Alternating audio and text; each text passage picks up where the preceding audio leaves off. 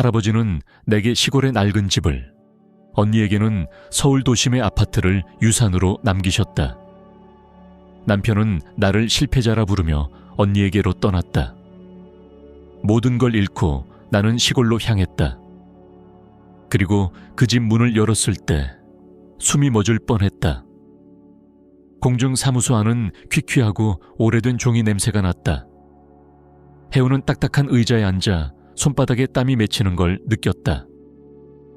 그녀 옆엔 언니 하진이 앉아 있었다. 값비싼 정장을 입고 완벽한 매니큐어를 한 채 중요한 비즈니스 미팅에라도 온 듯 당당한 모습이었다. 하진은 휴대폰을 만지작거리며 강한이 공증인을 무심히 쳐다보았다. 마치 이런 형식적인 절차는 시간 낭비라는 듯한 태도로. 혜우는 낡은 가방끈을 만지작거리며 긴장을 감추려 애썼다. 34살. 하지만 언니 옆에 앉으면 여전히 어릴 적처럼 느껴졌다. 동네 도서관에서 일하며 큰돈을 벌지는 못했지만 그녀는 책을 사랑했고 자신의 일을 아꼈다. 그러나 주변 사람들은 그녀의 직업을 진지하게 보지 않았고, 특히 대기업에서 일하며 반년치 월급을 한 달 만에 버는 언니는 더더욱 그러했다. 노안의 공증인이 헛기침을 하고 서류철을 펼쳤다. 방 안은 더욱 조용해졌다. 어디선가 시계가 똑딱거리는 소리가 들렸다. 시간이 멈춘 듯했다. 그 순간 혜우는 할아버지가 자주 말하던 말이 떠올랐다.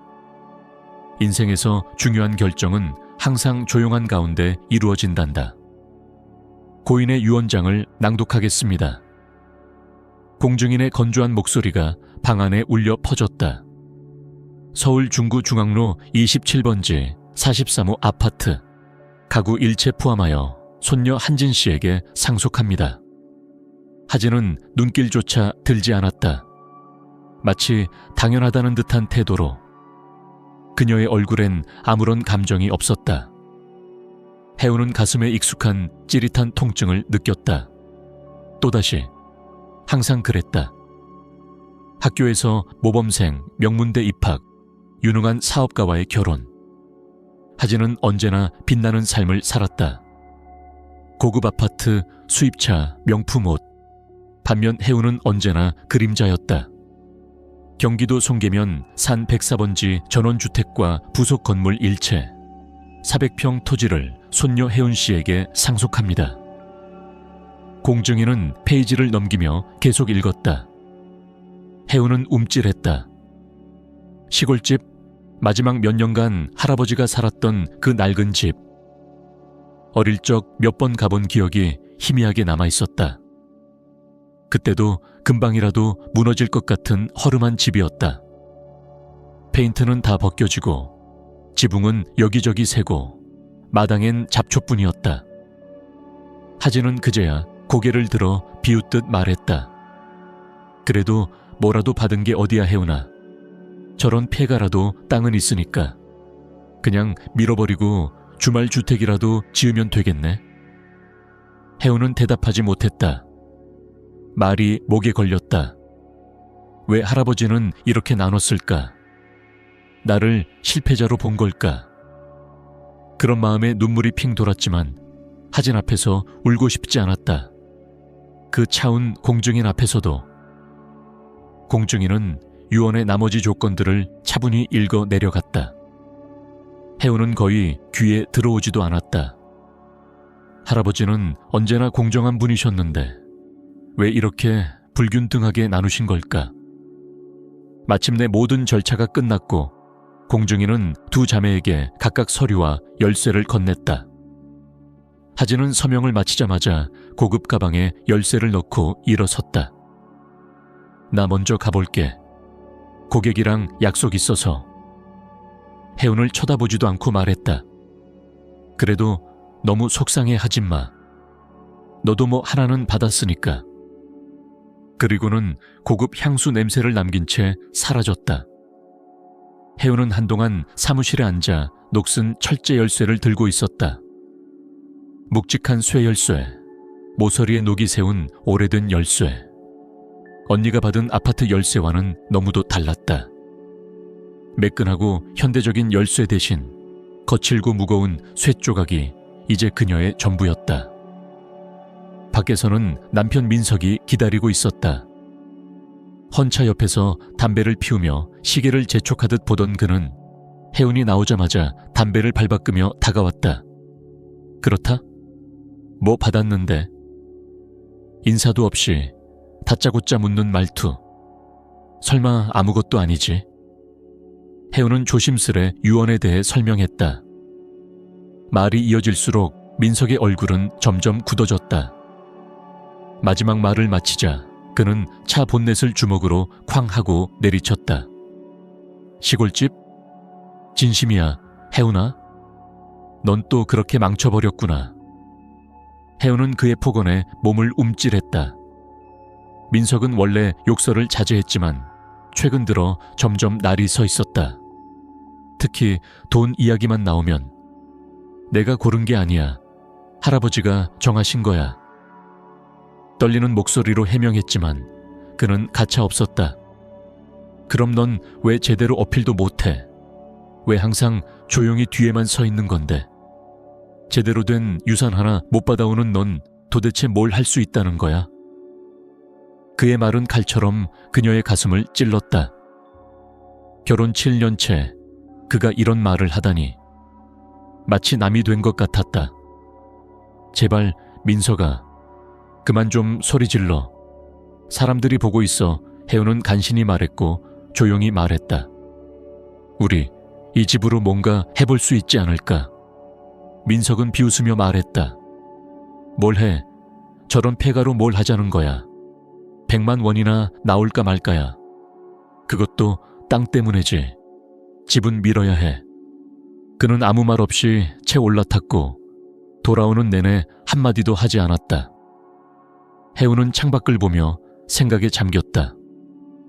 할아버지, 대체 왜 그 집을 자신에게 남긴 걸까? 도시에서 평생을 일하던 할아버지는 은퇴 후 이곳 송계리로 내려와 조용히 사셨다. 그는 늘 말했다. 도시는 숨이 막히지만 여긴 공기가 맑고 내 인생을 나답게 살 수 있지. 어릴 적 여름마다 할아버지 댁에 놀러 갔던 기억이 떠올랐다. 그는 식용버섯과 독버섯을 구별하는 법을 가르쳐줬고 산딸기와 야생딸기 자라는 곳도 보여줬다. 숲속의 새들과 짐승들에 대해 이야기해주고 아무것도 강요하지 않던 그 시간들. 조용하고 따뜻했던 존재. 그의 곁에 있을 때 혜운은 자신이 중요한 사람이라 느꼈다. 할아버지는 늘 말했다. 넌 특별한 아이야, 혜운아. 너는 다른 사람들은 보지 못하는 아름다움을 보는 눈을 가졌어. 그건 아주 귀한 능력이란다. 그땐 그 말의 뜻을 몰랐지만 지금은 그 말이 너무도 그립고 또 아프게 다가왔다. 그녀는 도시에 도착하자마자 익숙한 일상으로 돌아갔다. 민석은 TV를 켜고 소파에 앉아 채널을 돌렸고 혜운은 부엌으로 향해 저녁 준비를 했다. 감자를 깎으며 앞으로 뭘 해야 할지 생각했다. 그 낡은 시골집을 팔아야 할까? 하지만 누가 그런 집을 사겠는가? 송계리는 이제 사람도 거의 살지 않는 외진 마을. 젊은이들은 떠났고 노인들만 몇 명 남아 있었다. 가게도 없고 우체국도 일주일에 한 번 겨우 문을 여는 수준. 완전히 고립된 곳이었다. 저녁 식사 중 민석은 말없이 밥을 먹었고 혜운이 주말 계획을 이야기하려 했지만 대답은 건성으로 들렸다. 그러다 그가 포크를 내려놓으며 정색을 했다. 혜운아, 나 오늘 많이 생각했어. 우리 결혼 생활 이제 안 되는 것 같아. 너는 내가 원하는 삶을 함께할 수 있는 여자가 아니야. 혜운은 숟가락을 든 채 멍하니 그를 바라봤다. 심장이 두근거리며 불길한 예감이 밀려왔다. 무슨 소리야? 난 성공하고 싶어. 넌 월급도 얼마 안 되는 도서관에서 일하고 유산으로 받아온 게 고작 폐가 하나잖아. 나 37이야. 이제는 제대로 살아야겠어. 혜우는 차분하게 말했다. 당신 나랑 결혼할 때부터 내 상황 알았잖아. 난 항상 진심으로 당신한테 다가갔어. 알았지? 그땐 네가 변할 줄 알았어. 야망도 생기고 더 좋은 직장도 찾을 줄 알았지. 하지만 넌 그냥 그대로야. 자꾸 초라한 인생에 만족하면서.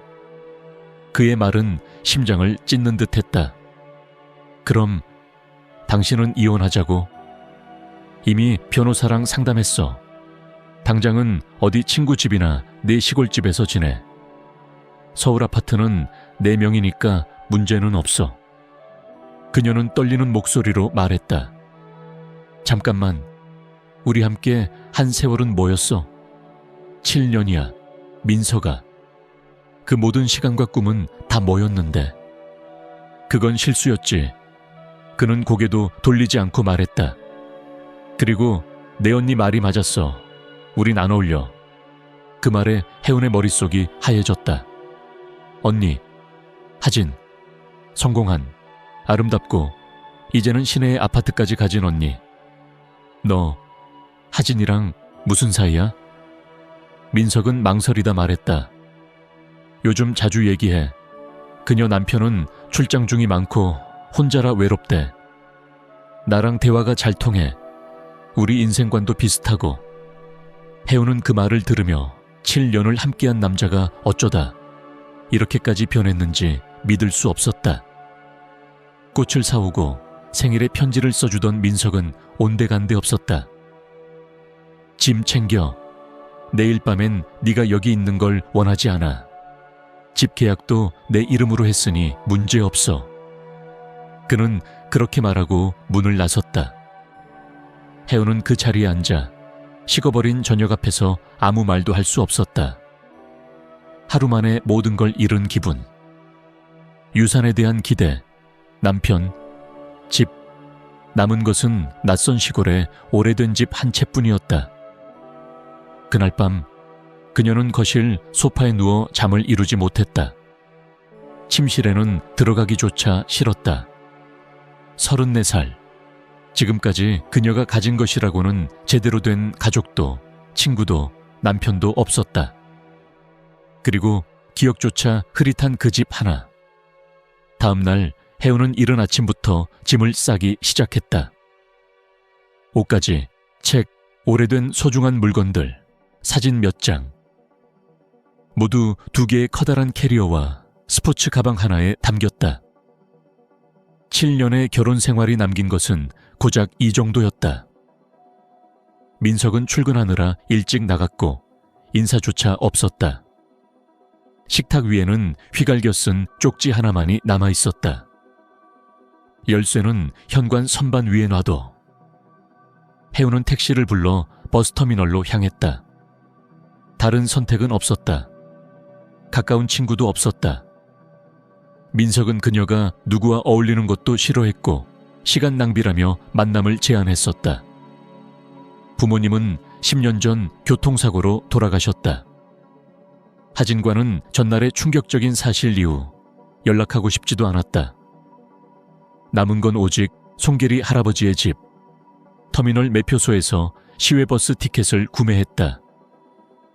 송계리까지는 중간 환승을 포함해 약 3시간 반 거리. 그녀는 낡은 버스의 창가 자리에 앉아 도시의 풍경이 멀어지는 것을 지켜보았다. 고층 아파트, 외곽의 주택들, 끝없이 펼쳐진 논과 숲. 버스 안은 퀴퀴했고 연료 냄새와 오래된 좌석의 냄새가 섞여 있었다. 맞은편의 할머니는 털실 양말을 뜨며 혜운을 호기심 가득한 눈으로 바라보았다. 이 시골에 이런 고급 캐리어를 들고 오는 젊은 여자가 생소했을 것이다.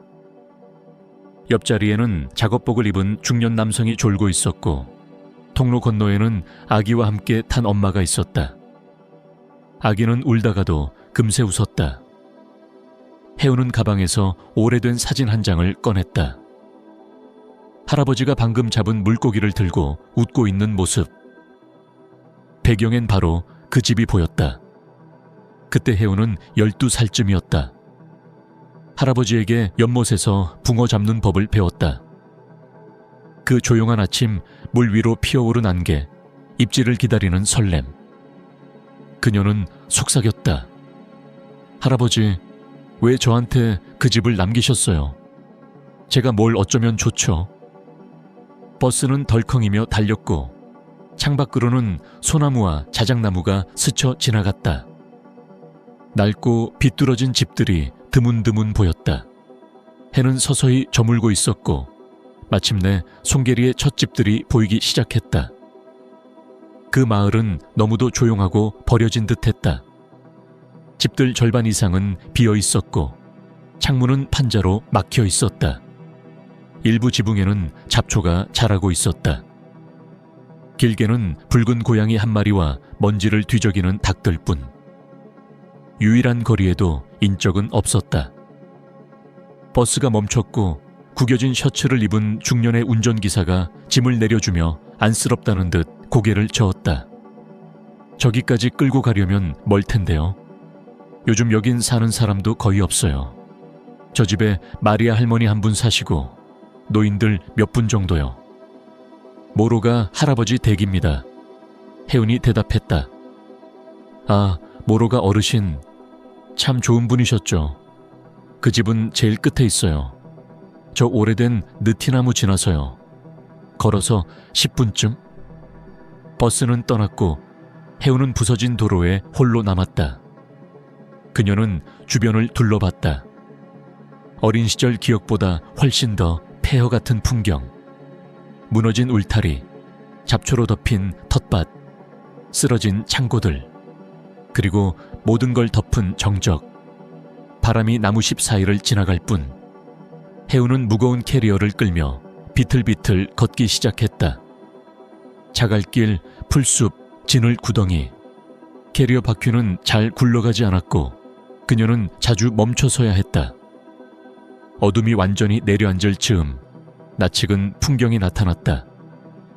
할아버지가 놓아두셨던 그 오래된 벤치 아래의 느티나무, 그리고 그 뒤에 그 집. 혜우는 삐걱거리는 문 앞에 멈춰서서 몇 개 남지 않은 가로등 불빛 아래 집을 올려다보았다. 낡고 삭고 비뚤어진 나무벽, 녹슨 지붕, 매달린 채 삐뚤어진 덧문, 기울어진 현관. 마당은 우거진 잡초와 쐐기풀로 뒤덮여 있었다. 울타리는 간신히 구조만 유지한 채 바람에 흔들렸다. 이제 이곳이 그녀의 집이었다. 그녀의 세상에서 유일하게 남은 것, 유일하게 자신의 것이라 부를 수 있는 곳. 혜우는 녹슨 열쇠를 꺼내어 삐걱거리는 대문을 열었다. 경첩은 오래된 고통처럼 우는 소리를 냈다. 쐐기풀 사이를 뚫고 현관으로 향했다. 손이 따끔거렸다. 겨우 문 앞에 도달해 열쇠를 꽂았다. 한 번에 돌아가지 않았다. 몇 번 돌리고 눌러야 했다. 딸깍, 문이 열렸다. 그리고 혜우는 집 안을 보고 숨을 삼켰다. 그녀는 천천히 문턱을 넘어 안으로 들어섰다. 어둠 속에서 손으로 벽을 더듬어 스위치를 찾았다. 클릭, 불이 켜졌다. 그 순간 혜우는 멍하니 서 있었다. 예상했던 먼지투성이와 거미줄, 버려진 폐가는 없었다. 집 안은 놀라울 만큼 정돈되어 있었다. 바닥은 반질반질하게 닦여 있었고 가구는 가지런히 제자리에 놓여 있었으며 창문에는 깨끗한 커튼이 드리워져 있었다. 마치 누군가 정기적으로 청소를 해온 듯했다. 할아버지가 돌아가신 지 벌써 반년이 지났는데. 혜우는 캐리어를 문 옆에 두고 거실로 천천히 걸어 들어갔다. 공기는 살짝 눅눅했지만 어디선가 라벤더나 쑥과 비슷한 은은한 향이 났다. 광택 있는 테이블에는 먼지 하나 없었고 창겐 살아있는 화분들이 놓여 있었다. 누가 이 꽃들을 물 주고 있었을까? 이상하네. 혜우는 속삭였다. 누가 이 집을 관리하고 있었던 거지? 거실에는 그녀가 어릴 적 어렴풋이 기억하던 가구들이 있었다. 큼직한 참나무 테이블, 조각 무늬가 있는 의자, 유리문 안에 오래된 찻잔이 놓인 장식장. 구석엔 오래돼 보이지만 정성스레 손질된 짙은 녹색 소파가 있었다. 그 위엔 손수 수놓은 쿠션들이 놓여 있었다. 이 소파 위에서 그녀는 어릴 적 할아버지의 전쟁 이야기와 옛날 얘기를 들으며 잠들곤 했다. 혜우는 커튼을 젖히고 창밖을 바라보았다. 완전한 어둠. 멀리 가로등 불빛 하나만이 아스라하게 깜빡이고 있었다. 집안은 너무 조용했다. 차 소리도 이웃 소리도 아무것도 없었다. 오직 벽시계가 똑딱이는 소리와 창밖 나무잎이 스치는 바람 소리만이 그녀의 귀를 채웠다. 주방으로 들어서 불을 켰다. 그곳도 깔끔했다. 반짝이는 냄비와 프라이팬, 가지런한 선반의 양념통들, 정돈된 식기들. 냉장고를 열어보니 신선한 식재료들이 들어있었다.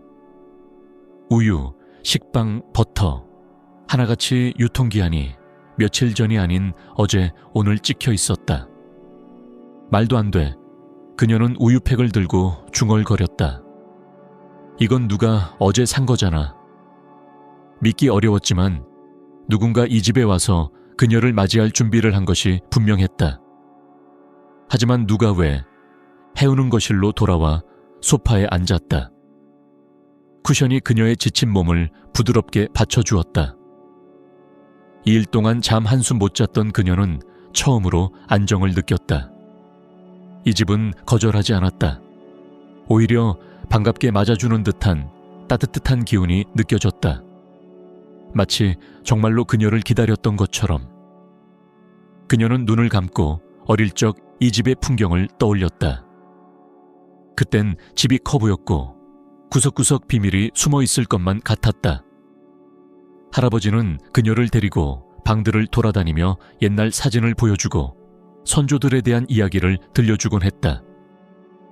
이 집에는 숨을 곳도 상상력을 자극하는 공간도 많았다. 그리고 특유의 향기, 나무 냄새, 낡은 책의 냄새, 그리고 할아버지의 담배 냄새. 지금은 담배 냄새는 사라졌지만 나무와 책의 향은 여전히 공기 속에 남아 있었다.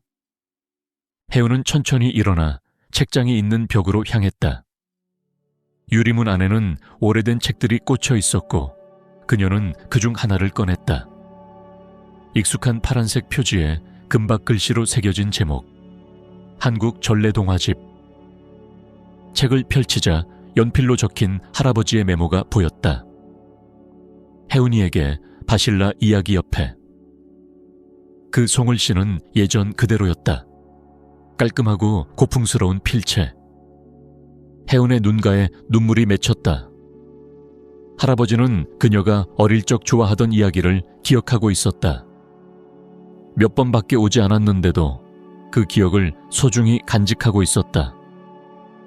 그녀는 책을 조심스레 제자리에 놓고 다른 방들을 둘러보기 시작했다.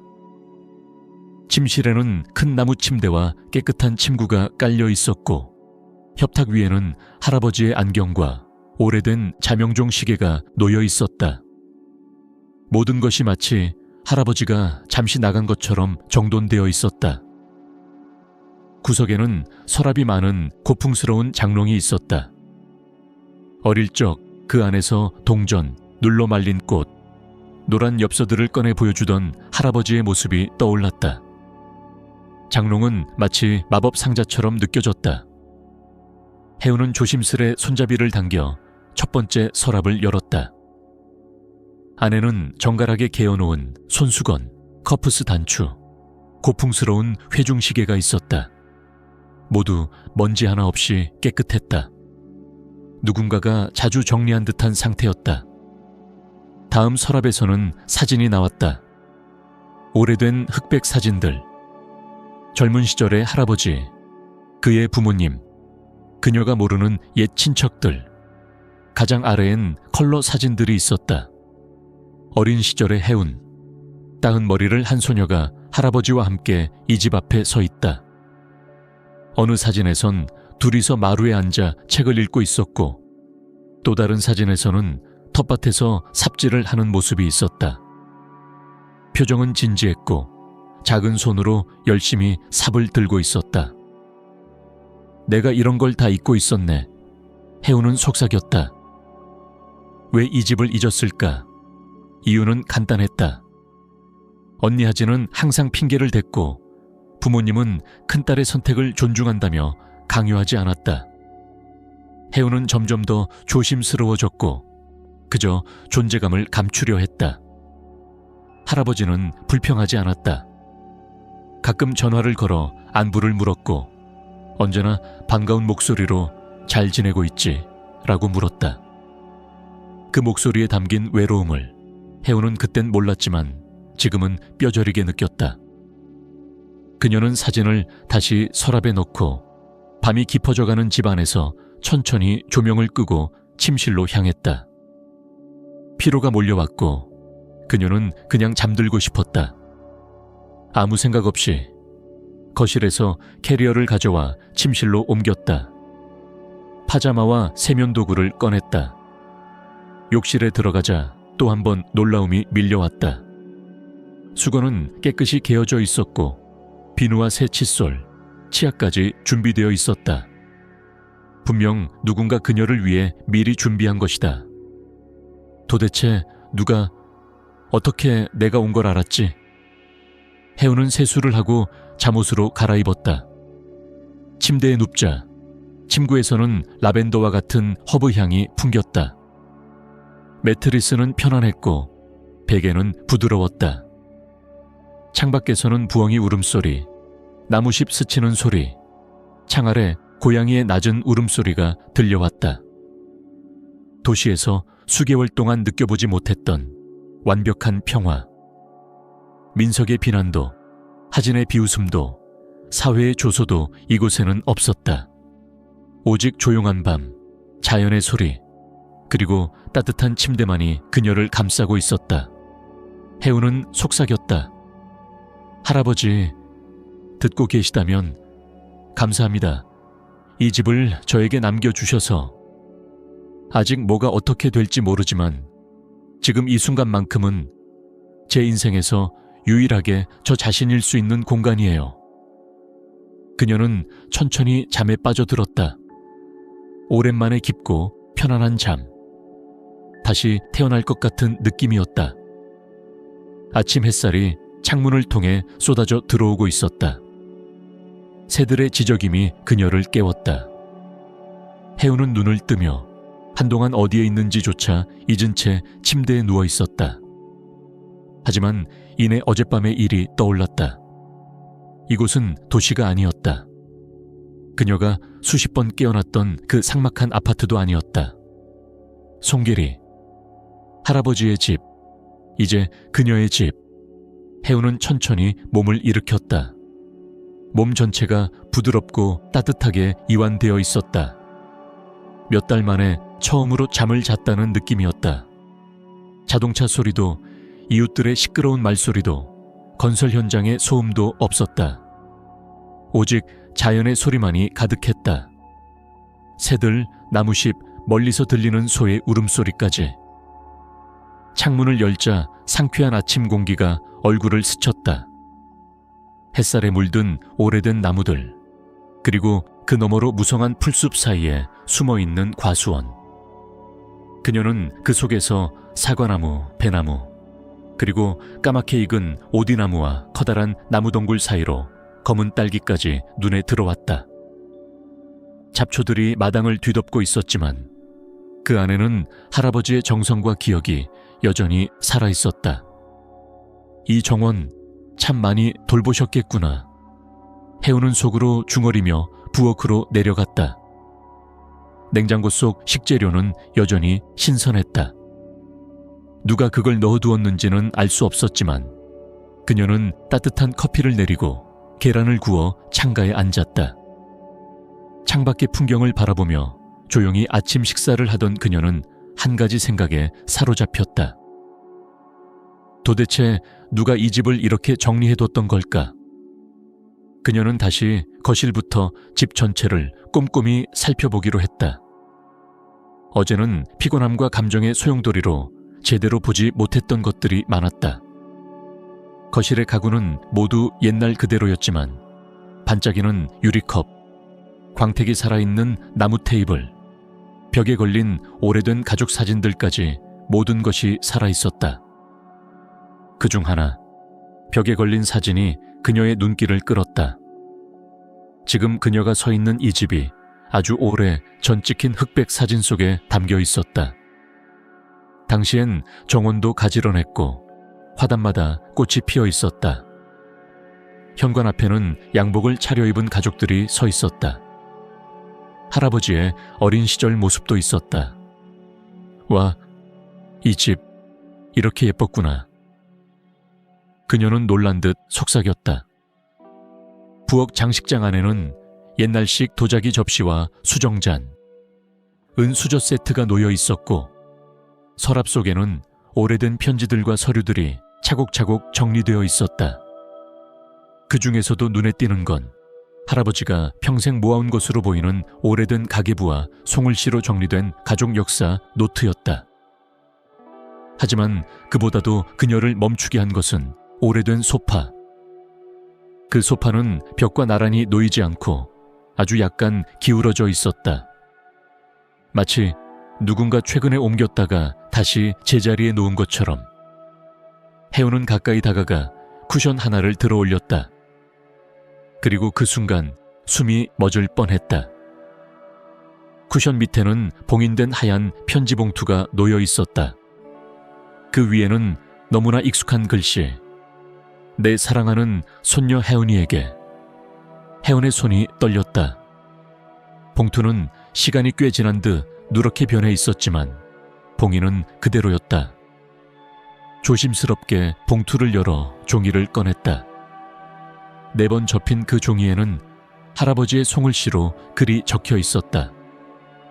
내 소중한 혜은아, 이 편지를 읽고 있다면 나는 이미 세상에 없고 너는 우리 집에 와 있겠구나. 나는 알고 있었다. 네가 올 거라는 걸. 너라면 반드시 오리라는 걸. 언니가 아닌 바로 네가. 너는 항상 특별한 아이였단다. 내가 그걸 알아봤지. 너는 왜 아파트가 아닌 이 낡은 집을 받았는지 궁금할 거야. 혹시 내가 너를 덜 사랑했다고 느끼지는 않았으면 해.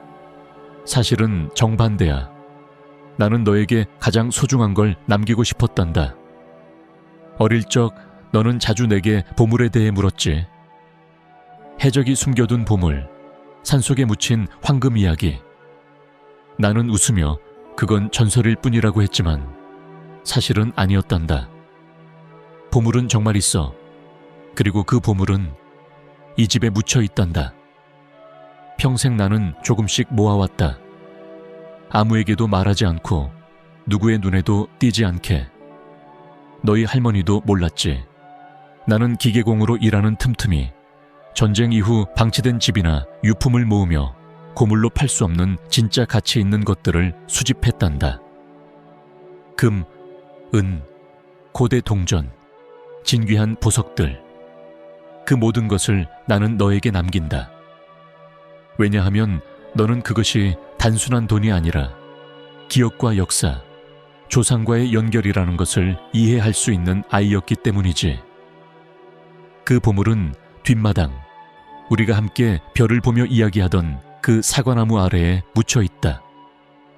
나무 줄기에서 집 쪽으로 한 1.5m쯤 떨어진 지점, 땅속 1m 아래. 그곳에 금속 상자가 있을 거야. 혜우는 손에 든 종이를 덜덜 떨며 읽어 내려갔다. 심장이 가슴을 두드렸다. 실제 보물, 진짜로 금속 상자. 혜우나, 이 보물은 너의 새로운 삶을 위한 씨앗이란다. 돈은 사람을 나쁘게도 좋게도 만들 수 있어. 제발 기억하렴. 돈보다 더 소중한 것은 사람이라는 것을. 돈이 너를 지배하지 않기를 바란다. 언니처럼 되지 않기를. 나는 너를 믿는다. 널 누구보다 사랑하는 할아버지 모로가 성재. 혜우는 편지를 가슴에 품고 앉아 한참을 그대로 있었다. 보물, 정말로 이 집 어딘가에 숨겨진 보물이 있는 걸까? 그녀는 창밖을 바라보았다. 커다란 사과나무, 그 아래엔 벤치가 그대로 있었다. 어린 시절 할아버지 무릎에 앉아 별자리를 배웠던 그 자리. 줄기에서 1.5m, 집방향, 깊이 1m. 그녀는 자리에서 벌떡 일어났다. 손이 떨렸지만 할아버지의 글씨가 거짓일 리 없었다. 다음 할 일은 단 하나였다. 삽을 찾아 땅을 파는 것. 해우는 흥분과 긴장감에 가슴이 벅차올랐다. 하지만 현실적인 문제가 먼저 떠올랐다. 삽이 어디 있지? 그녀는 집 주변을 빠르게 살폈다. 대부분의 집들이 텅 빈 마을이었기에 주변에서 누가 그녀를 볼 일도 없었지만 혹시 모를 시선을 피하고 싶었다. 정원 뒤편으로 돌아가 보니 낡은 창고가 하나 있었다. 삐걱거리는 문을 조심스레 밀어 열자 안에는 예전 할아버지가 쓰던 정원 도구들이 정리되어 있었다. 오래되어 녹슬긴 했지만 여전히 튼튼해 보였다. 해우는 삽 하나를 골라들고 사과나무 앞으로 갔다. 편지의 내용대로 줄기에서 집 방향으로 약 1.5m 떨어진 지점을 대충 발걸음으로 재며 표시했다. 그리고 숨을 크게 들이마시고 땅을 파기 시작했다. 흙은 부드럽고 촉촉했다. 예전에 여기가 화단이었는지 잡초보다는 흙이 잘 갈렸다. 하지만 삽질은 생각보다 훨씬 힘들었다. 도서관 책상에서 보내던 삶과는 너무도 다른 노동. 삼날을 박을 때마다 팔과 허리에 힘이 들어갔고 몇 번 만에 숨이 턱턱 막혔다.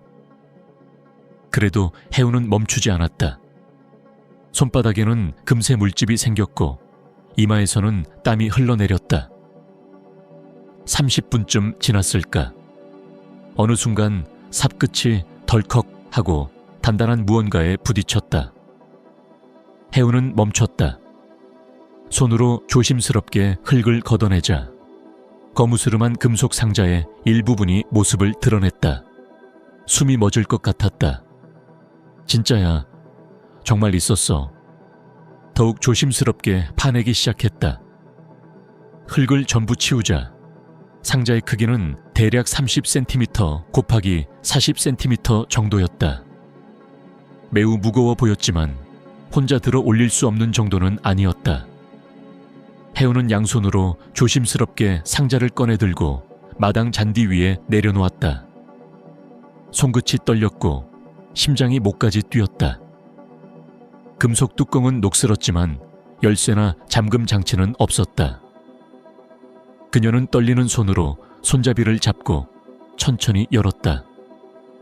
순간 햇빛이 상자 안을 비추자 눈부신 금빛이 반짝였다. 상자 안에는 진짜 보물이 들어있었다. 황금 목걸이, 팔찌, 반지, 고대 동전, 작은 주개들. 모든 것이 조심스럽게 천으로 감싸져 있었다. 그녀는 손끝으로 금목걸이를 꺼내보았다. 묵직하고 섬세하게 조각된 고전적인 장신구. 하나하나가 예술품 같았다. 그리고 고대 동전들. 어떤 것은 고대 한자와 이상한 문양이 새겨져 있었고 어떤 것은 유럽풍의 문장이 박혀 있었다. 분명 수백 년은 좋게 된 유물처럼 보였다. 말도 안 돼. 해우는 거의 속삭이다시피 말했다. 이건 진짜 보물이야. 그녀는 상자 안의 보물들을 하나하나 꺼내 천천히 확인했다. 모두 합치면 수킬로그램은 되어 보였다. 단순한 금값만 따져도 수천만 원어치. 아니, 몇 억일 수도. 게다가 대부분은 단순한 금속이 아닌 역사적 가치를 지닌 골동품. 경매에라도 내놓으면 값이 매겨지지 않을 만큼 높은 가치를 지닐 수도 있었다. 해우는 손끝을 떨며 다시 보물들을 천천히 상자에 정리해서 담았다. 그런 후 상자를 품에 안고 조심스럽게 집 안으로 들어왔다. 이제 그녀에겐 중요한 일이 남아 있었다. 이 보물을 어떻게 해야 하지? 먼저 제대로 된 감정을 받아야 했다. 골동품인지 위조품이 섞여 있지는 않은지, 그리고 정확한 가치가 어느 정도인지, 동시에 법적으로도 정리해야 했다. 탈세도 소유권 분쟁도 없이 할아버지의 뜻을 온전히 이어받을 수 있도록. 하지만 지금 이 순간 그녀는 분명히 느꼈다. 더 이상 실패자가 아니라는 것을. 남편이 떠났고 언니는 냉소적이었으며 세상은 그녀를 하찮게 여겼다. 그러나 지금 이 보물은 누가 뭐래도 그녀의 것이었다. 해우는 상자를 침실 옷장 안 깊숙한 곳에 조심스레 숨겨두고 자리에 앉았다. 휴대폰 화면에는 모르는 번호로 온 부재중 전화가 두어 통, 그리고 문자 하나. 나머지 짐은 언제 가지러 올 건데? 발신자 민석. 해우는 웃음이 났다. 불과 며칠 전만 해도 이런 문자의 마음이 무너졌을 텐데. 하지만 지금은 달랐다. 이제 그녀는 보물의 주인이다. 그녀의 인생은 바뀌었다. 완전히. 해우는 민석의 메시지를 한참 들여다보다 조용히 휴대폰을 내려놓았다. 어제까지만 해도 그 문자 한 줄에 마음이 무너졌을 텐데 지금은 이상하리만치 담담했다. 이제 그녀는 더 이상 그의 말에 휘둘릴 이유가 없었다. 그리고 더는 과거로 돌아갈 생각도 없었다. 그녀는 도서관에 전화를 걸었다. 팀장님, 저 개인적인 사정으로 장기 휴가를 내고 싶어요. 아마 당분간은 출근이 어려울 것 같아요. 팀장은 놀랐지만 그녀가 성실하게 일해온 걸 잘 알고 있었기에 흔쾌히 허락해줬다. 쉬엄쉬엄 잘 정리하고 돌아오세요, 혜은씨. 전화를 끄는 혜은은 인터넷을 켜고 골동품 감정, 금 보석 감정, 수집품 경매 등의 키워드로 검색을 시작했다. 몇 군데 믿을 만한 업체들의 정보를 정리한 뒤 가장 평판이 좋은 골동품 감정 전문가에게 전화를 걸었다. 감정사가 상황을 듣고는 며칠 후 손길이로 직접 방문하겠다고 했다. 며칠 동안 해오는 낮에는 마당에 풀을 뽑고 정원을 돌보고 안 쓰는 방들을 정리했다. 밤에는 보물 상자를 다시 꺼내 하나하나 닫고 품목을 정리하며 메모를 남겼다.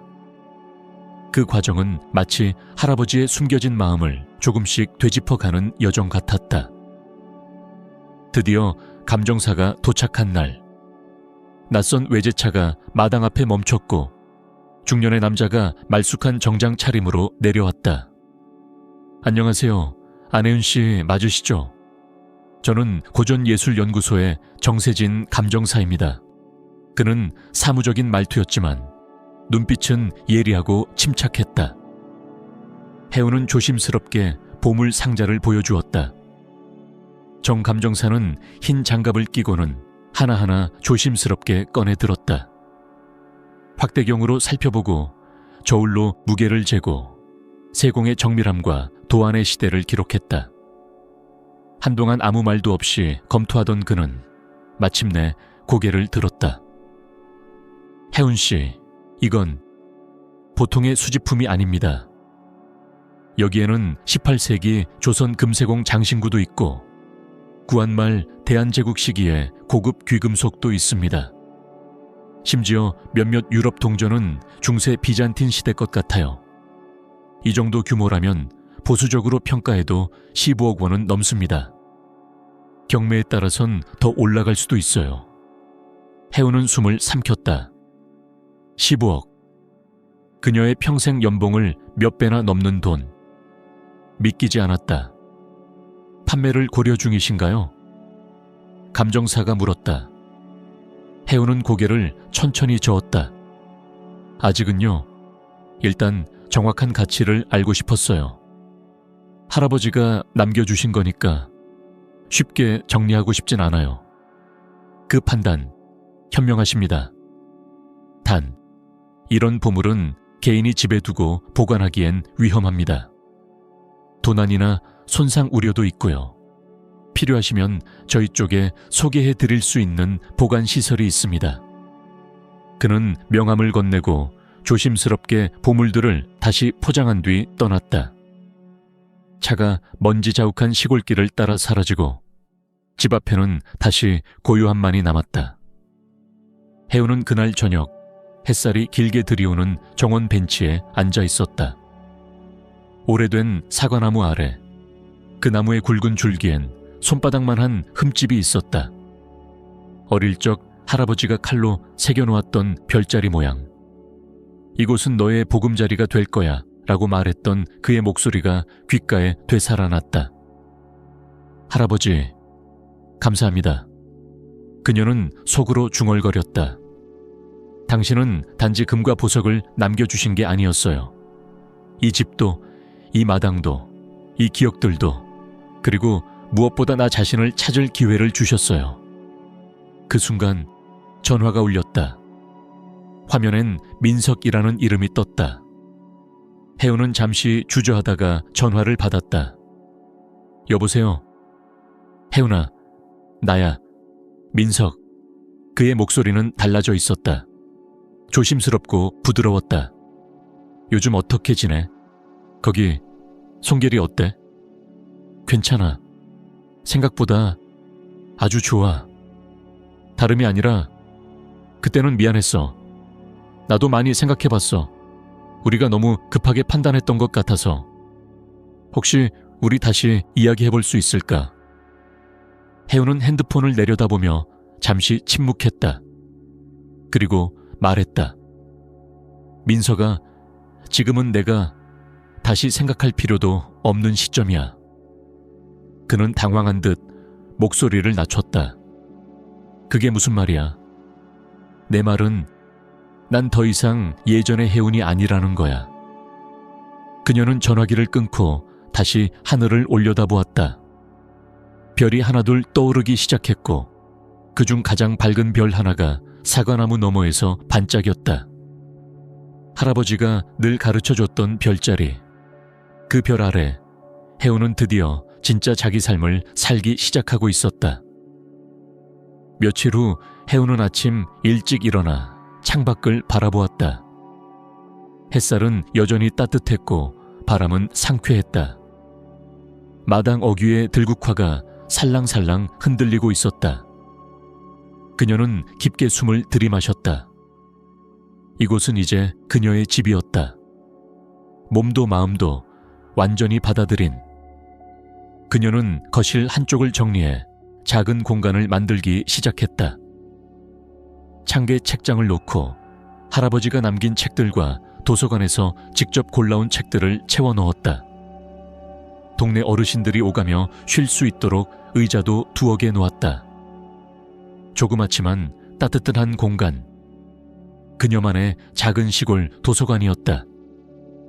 며칠 지나지 않아 첫 손님이 찾아왔다. 앞마을에 사는 권 할머니였다. 여기 책 빌릴 수 있다 들었어. 옛날에 참 책 좋아했는데 눈이 침침해도 읽고 싶더라. 해우는 환하게 웃으며 가장 큰 글씨에 소설책을 건네주었다. 편하게 오세요. 언제든요. 제가 차도 끓여 드릴게요. 소문은 빠르게 퍼졌다. 마을에 있는 몇 안 되는 노인들이 하나둘 모여들기 시작했고 누군가는 따뜻한 차를 마시며 앉아 쉬고 누군가는 손녀에게 줄 동화책을 빌려갔다. 해우는 더 이상 작은 도서관 사서가 아니라 마을 사람들과 삶을 나누는 진짜 이웃이 되어가고 있었다.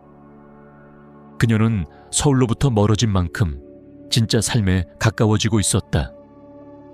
시간이 흐르며 그녀는 보물 중 일부를 조심스럽게 매각했다. 절반 이상은 아직도 금고에 안전하게 보관하고 있었지만 필요한 만큼만 정당하게 정리했다.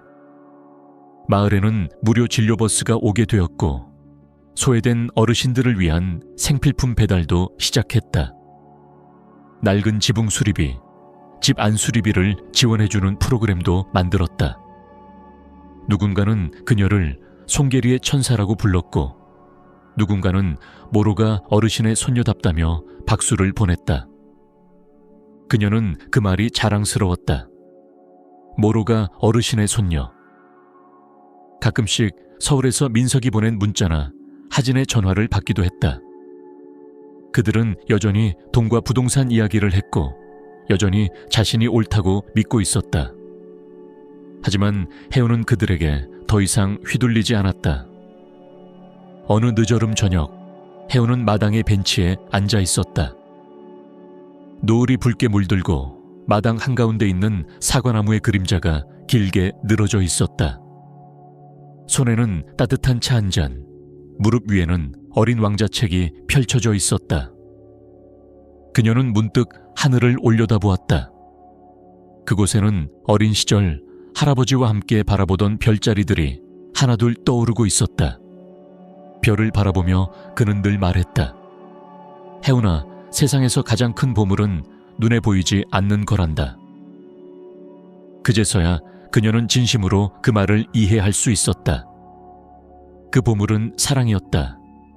기억이었다. 뿌리였고 정체성이었다. 그리고 진짜 삶이었다. 그날 밤 혜우는 창문을 활짝 열고 깊은 잠에 들었다. 사과나무가 바람에 살짝 흔들리며 마치 할아버지의 손길처럼 집을 지켜주고 있었다.